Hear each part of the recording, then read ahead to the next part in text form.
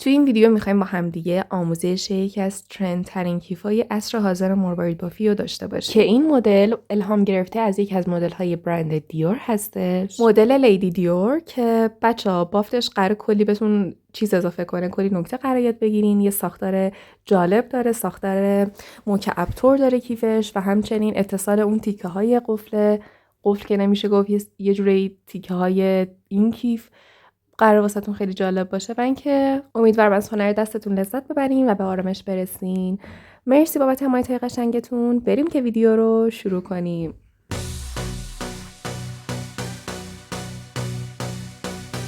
برای بافت این کیف من تقریبا از 500 گرم مروارید سایز 10 پلاستیکی استفاده کردم. چنین از تقریبا 40 متر نخ ماهیگیری شماره 7 و بچه‌ها از این تیکه ها که نمیدونم توی بازار هر اسمی ممکنه داشته باشن، اینا نشونشون بدین، پشتشون دوتا پیچ میخوره، بهشون نشون بدین، خودشون بهتون میدن احتمال زیاد. و واسه من کوچیک‌ترین سایزه، من هیچ سایز دیگه به جز این سایز پیدا نکردم.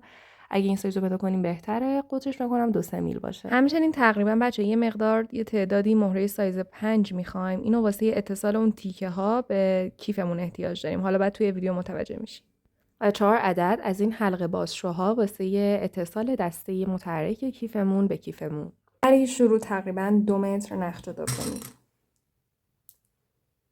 4 تا دونه مهره برداریم و بندازین داخل نختون. به این شکل چهارمی بیارین سر نختون، توی دستتون نگه دارین. به این صورت سر دیگه این نخ رو به صورت مخالف وارد کنین، دو انتهای نخ رو به هم بچسبونین و بکشین. به این شکل اولین خونمون تشکیل شد. واسه بافت خونه های بعد وارد یک روتین میشیم. به این شکل که 3 تا دونه مهره برمیداریم، یکیشو داخل این سر نخ میندازیم، یکیشو داخل اون سر نخ. به این شکل سومی رو میندازیم داخل یه سر نختون، فرقی نداره کدوم، و با سر دیگه نخ میبافیم، همسر میکنیم و بعد میکشیم. به این صورت دومی خونمون هم تشکیل شد. دوباره همین روتین بافت رو هی تکرار میکنیم. 3 تا دونه مهره برمیداریم، یکیش داخل این سر نخ، یکیش داخل اون سر نخ و با سومی میبافیم.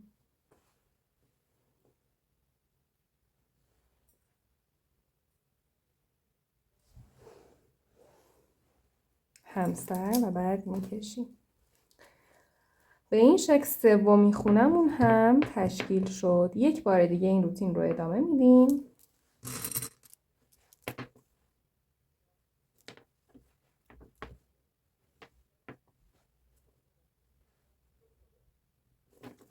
به این شکل چهارمی خونمون هم تشکیل شد. اینجا میرسیم به خونه پنجم، خونه آخر از این ردیفمون.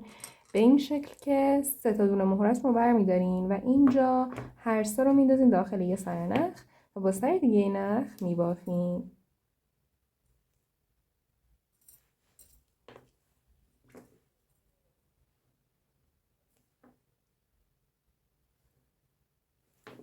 محکم میکشیم. به این شکل پنجمین خونمون هم از ردیف اول، آخرین خونه از ردیف اولمون تشکیل شد و ردیف اولمون به پایان رسید. حالا میخوایم ما هم دیگه شروع کنیم ردیف دوم. بچه اینجا حواستون باشه روتین رو خونه اول، خونه آخر و خونه های وسط رو به نحوه بافتش دقت کنید. قرار همینجور هی تکرار کنید. واسه شروع ردیف دوممون 3 تا دونه مهرتون رو بردارین. ببینید بچه‌ها الان یه سرنخ داریم به سمت بافت، یه سرنخ داریم به سمت بیرون بافت. هر 3 تا رو بندازین داخل این بیرون بافتیه. به این شکل سومی رو بگیریم توی دستتون و با سر دیگه نخ ببافین. محکم بکشید بچه‌ها. فشار دستتون خیلی مهمه بچه که در انتها کیفتون محکم و قشنگ بیسته. قشنگ هر تیکه‌ای که میبافین محکم دستتون رو بکشین، فشار دست قوی. حالا اینجا وارد یک روتین میشیم بچه. ببینید الان یه نخ پایین داریم به سمت بافت، یه نخ بالا داریم به سمت بیرون بافت. این نخ پایینیه رو از این مهره کناریش رد کنیم.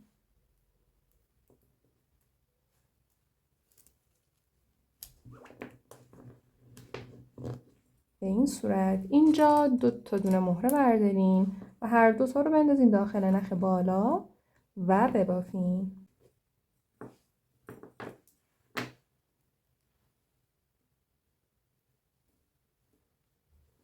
محکم بکشین. دومی خونه از ردیف دوممون هم تشکیل شد.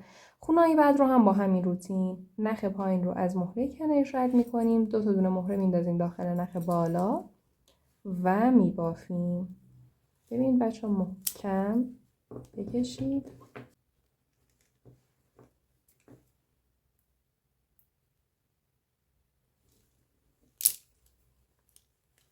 به این صورت اینم از سومین خونه از ردیف دومم. دوباره خونه بعد رو هم با همین روتین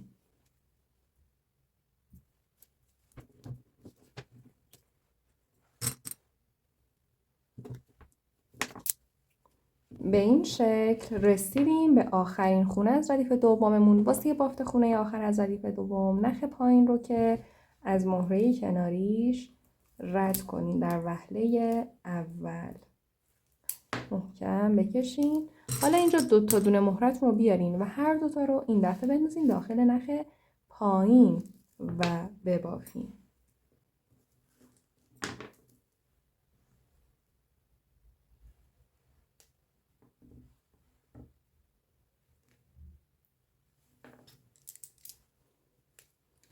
به این شکل بچه‌ها اینم از اتمام ردیف دوم.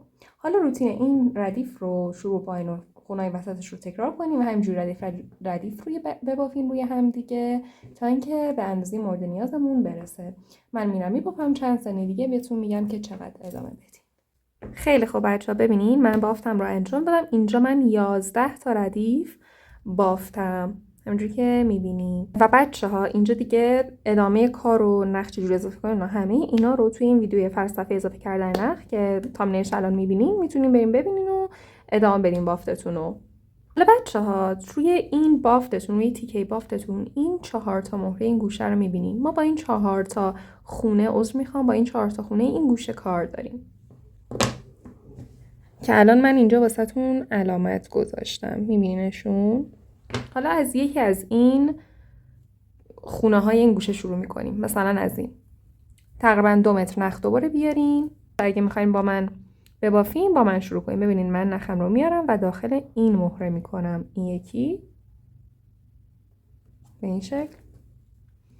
حالا اینجا واسه شروع 3 تا دونه مهره بردارین و بندازین داخل یه سر نختون. من میندازم داخل این نخ سمت چپم به این شکل و با سر دیگه این نخ میبافیم. نخ جدیده تا 3 تا خونه اول همسر کنین و بعد بکشین. به این صورت اولین خونمون به این شکل تشکیل شد. حالا واسه بافت خونه های بعد بچه‌ها الان ببینین یه نخ بالا داریم به سمت بیرون بافت، یه نخ پایین داریم به سمت بافت. این نخ پایینیه رو بچه‌ها از این مهره کناریش که میشه چه مهره بچه‌ها میشه این مهره. الان نخ پایین رو از این مهره که از همون خونه شروعتون رد کنید.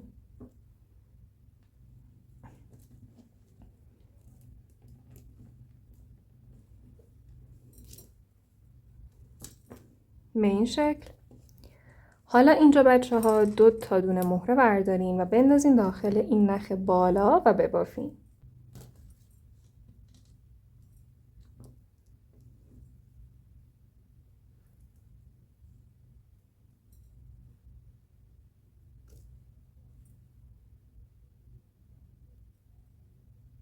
همسر و بکشین.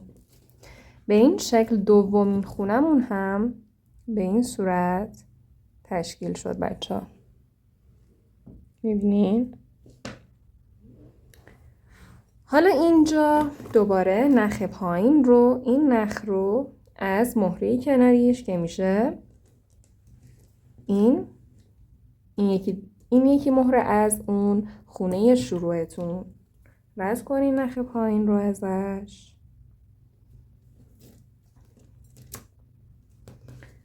و 2 تا دونه مهرتون رو بردارین بندازین داخل نخ بالا و ببافین.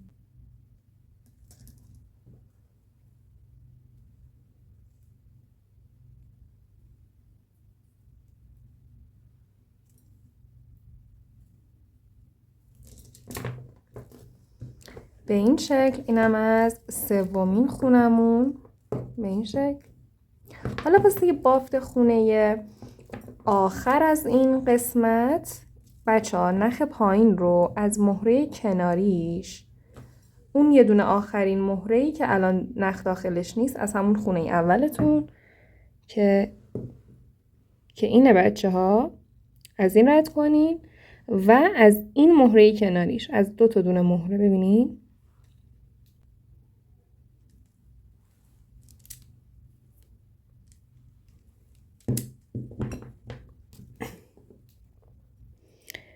به این شکل. و حالا اینجا یه دونه مهره بردارین بندازین داخل یه سرنختون، فرقی نداره کدوم،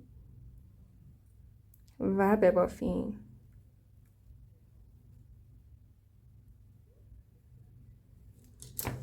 به این شکل بچه‌ها اولین مکعبمون به این صورت تشکیل شد. حالا کاری که میخوایم اینجا بکنیم هی مکعب روی مکعب ببافیم تا یه ستون مروارید طور تشکیل بشه واسمون. بیایم یه دونه دیگه مکعب با هم ببافیم. واسه شروعش 3 تا دونه مهره بردارین بندازین داخل یه سرنختون، فرقی نداره کدوم، و با سر دیگه این نخ ببافیم.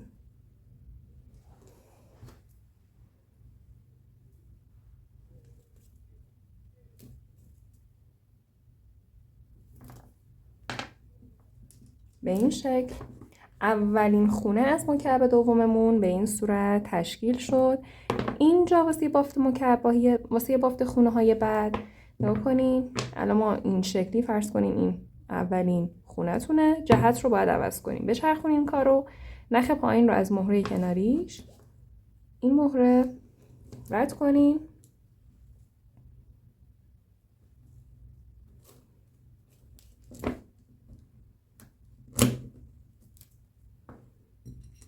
دو تا دونه مهره بردارین بندازین داخل نخ بالا و ببافین.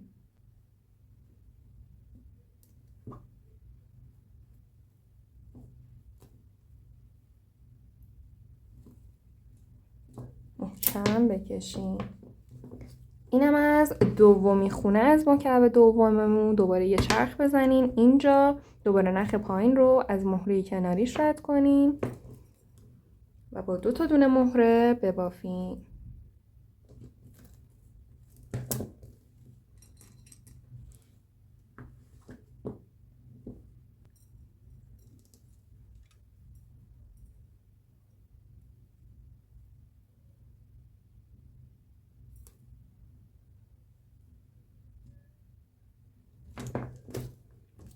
به این شکل هم از سومی خونه دوباره یه چرخش داریم و رسیدیم به 4می خونه، آخرین خونه از مکعب دوم. نخ پایین رو علاوه بر مهره کناریش از این مهره هم رد کنین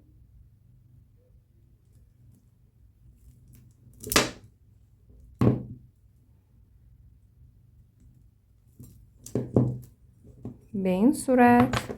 اینجا یه دونه مهره بردارین و بندازین داخل یه سرنختون، فرقی نداره کدومو ببافین.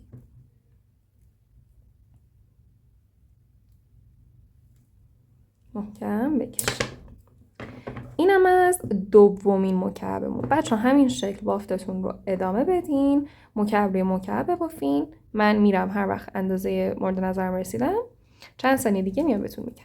خب بچه ها من این ستون مرواریدیم رو بافتم. واسه من 11 تا دونه مکعبه بچه، تعدادش دقیقا با تعداد ردیف های کف کار من برابره. من اینجا 11 تا ردیف بافتم، اینجا هم ستونم 11 ردیف داره. حالا بچه ها دقیقا همین ستون رو بریم روی اون 3 تا گوشه دیگه هم ببافین و بیاین.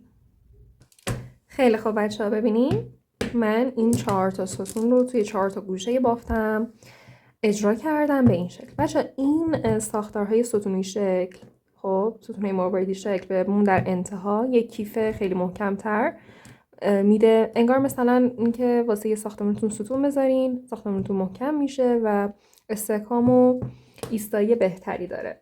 من چون با مروارید دارم این کار رو میبافم، این ستونا رو بافتم تا اون حالت مکعبی رو به من بده یه جورایی، ولی شما اگه با تراشه و کریستال میبافین لزومی نداره. مخصوصا اگه با کریستال مکعبی میبافین که دیگه اصلا اونا خودشون به همون شکل اجرا میشه و یه بافت ساده بزنین. ولی اگه مثلا من مرواریدین این بافت این شکل بزنین که در انتها زیبا باشه، زیباتر باشه. حالا اینجا میخوایم با هم دیگه ادامه کار رو بریم و بچه ببینیم الان ما یه قسمت روبرویی، یه قسمت پشتی و این ور رو داریم. حالا میخوایم این ور رو با هم دیگه وصل کنیم. برای این کار تقریبا دوباره 2 متر نخ رو کنین و یکی از این وراتون رو بیارین بذارین. من این شکلی میذارم، نگاه کنین، این شکلی میذارم جلوی خودم.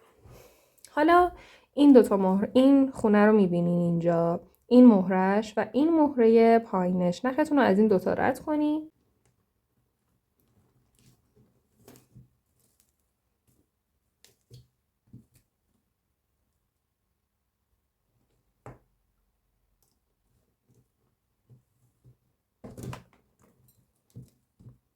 به این شکل. حالا اینجا دو تا دونه مهره بردارین. بچه‌ها نگاه کنین، الان یه سر نخ دارین به سمت این کف کیفتون و یه نخ دارین به سمت خارج این کف. این میشه نخ بالا، این میشه نخ پایین. حالا داخل نخ بالاتون این نخ دو تا دونه مهرتون رو بندازین و ببافین. نختون جدید بچه‌ها، تا خونه اول همسر کنین و بعد بکشین محکم. به این شکل اولین خونمون اینجا تشکیل شد. حالا واسه بافت خونه های بعد وارد یک روتین میشیم. به این شکل که اینجا نخ پایین رو از مهره کناریش رد کنین.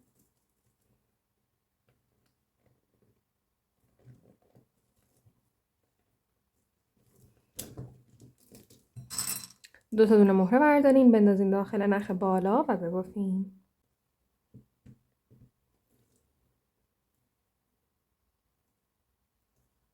همسر. به این شکل دومین خونه از این ردیف اول رابطمون تشکیل شد. میرسیم به خونه آخر. نخ پایین رو اینجا علاوه بر این مهره کناریش، این مهره از این یکی مهره از این خونه اینور رد کنیم.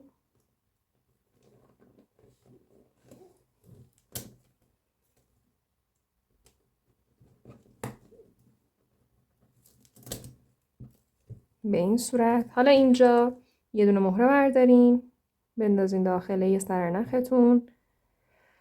فرقی نداره کدومو، با سر دیگه نخ ببافین. به این شکل اولین ردیف رابطمون تشکیل شد. میریم سراغ ردیف بعد. بچه روتین این ردیف رو به خاطر بسپارین که میخوایم شروعش کنیم که همجور هی بعد تکرارش کنیم. اینجا یه نخ دارین به سمت خارج از این دو ستون. این رو از این مهره کناری، از این ستون، این خونه، این مهره.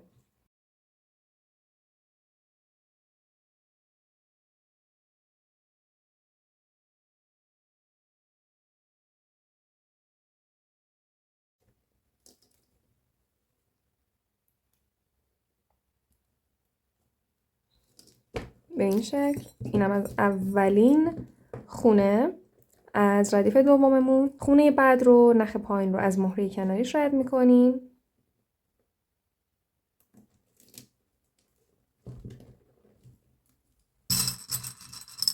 دو تا دونه مهره برمیداریم میندازیم داخل نخ بالا و میبافیم.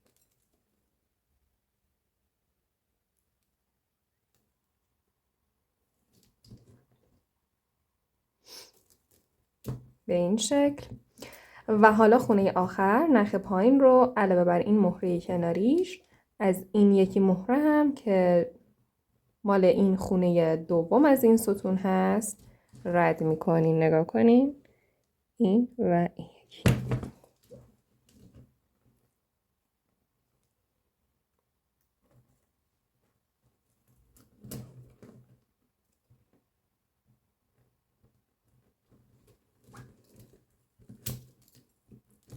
به این شکل. و اینجا یه دونه مهره برمیدارین و بافت این خونه رو هم تکمیل میکنین.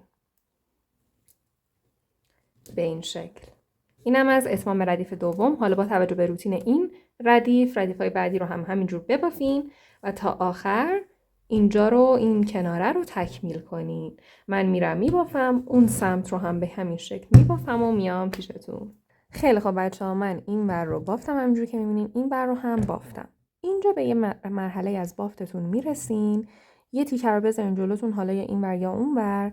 و بچه ها ببینین من نخم اینجا کوتاه نشده، من اینجام. حالا شما ببینین یا اینجا بذارین نختون رو یا اینجا. ببین الان من اینجا 3 تا خونه، این خونه های رابطمه، ردیف آخر این 3 تا خونه میشه ردیف آخر از این رابطم. خب حالا یا توی این مهره یا توی این مهره، پایان و شروعش. خب به این شکل نختون رو بندازین، یا اگه مثل منه که همین شکلی ادامه بدین.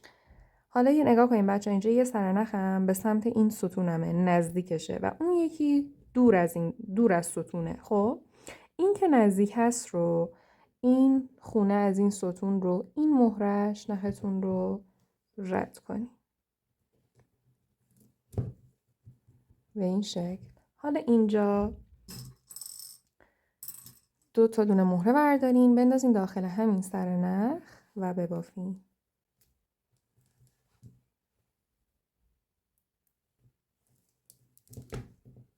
به این شکل اولین خونمون تشکیل شد. میریم خونه بعد. اینجا بچه ها یه نخ پایین دارین به سمت همین قسمت از بافتمون و یه نخ بالا داریم به سمت خارج از این نخ پایین رو از این مهره کناری رد کنیم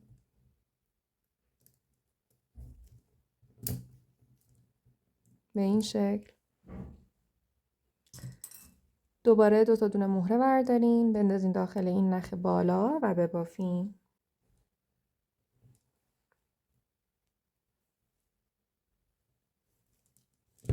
اینم از دومین خونه. رسیدم به آخرین خونم. خونه آخر رو، نخ پایین رو علاوه بر این مهره کناریش از این مهره که جزو این یکی ستونمون هست رد کنین. در مجموع از 2 تا دونه مهره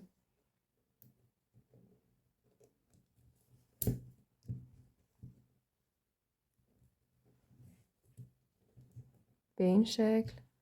اینجا یه دونه مهره بردارین، بندازین داخل یه سرنختون، فرقی نداره کدومو، ببافین.